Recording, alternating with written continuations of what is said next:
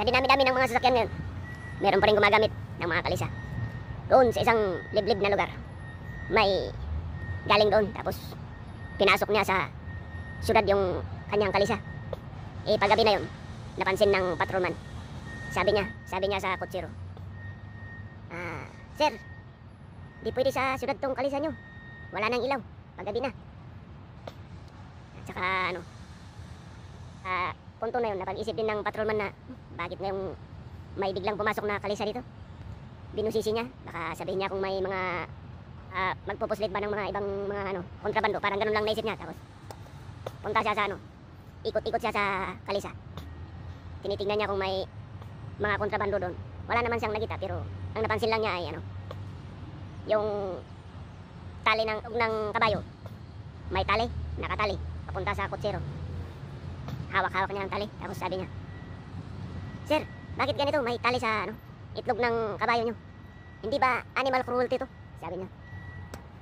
Eh, sumagot itong si mamang kutsero. Sabi niya, hindi po sir, kasi sadyang malikot na tong kabayo ko. Minsan di niya ako pinapakinggan kahit pinapahinto ko. Di humihinto, kaya rinimedyohan ko na lang. Gumawa ako ng emergency brake. Lalo na pagpapasok ako dito sa syudad, pag talagang malikot, kailangan ko ng emergency brake. Ito na lang hihilahin ko na lang tong itlog niya.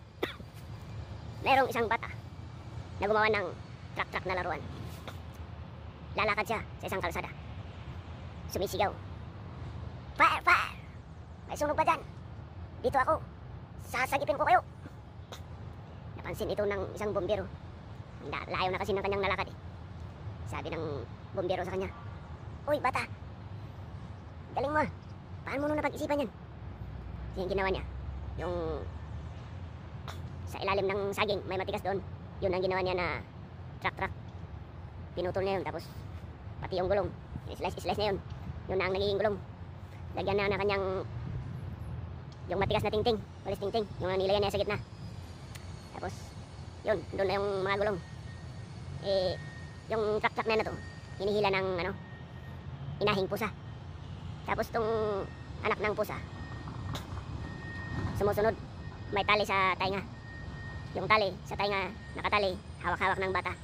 Sabi ng fireman, magandang idea tong truck na ginawa mo, pero mas mabilis sana ang takbo kung itong dalawang pusa nakatali sa truck na to para dalawa silang maghihila.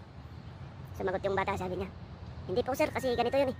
Pag may sunog, itong maliit na pusa, pag hinila ko tong tainga niya, yung magiging alarm niya, sasabihin niya na